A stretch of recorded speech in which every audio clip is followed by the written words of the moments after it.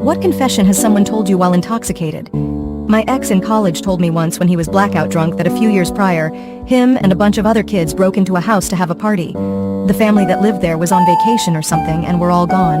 IDK how they picked the house or knew it'd be empty. They all got drunk and someone decided it would be fun to break a picture on the wall. Then someone else did too.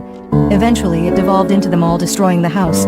All the windows were broke the legs off all the chairs and used them to beat holes into the walls, ripped and stole clothing, ripped or burnt all the family photos on the walls.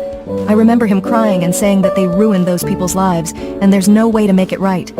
I honestly think he was so fricked up that he doesn't remember telling me, because we never mentioned it again.